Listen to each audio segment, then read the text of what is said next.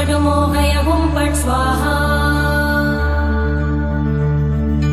ॐ ह्रीं श्रीं ह्रीं ह्रों ह्रैं ह्रः हन हन दह दह पच पच गृहाण गृहाण मारय मारय मर्दय मर्दय महा महा भैरव भैरव रूपेण धूलय धूलय कम्पय कम्पय विघ्नय विघ्नय विश्वेश्वर क्षोभय क्षोभय कटु कटु मोहय हुं फट् स्वाहा।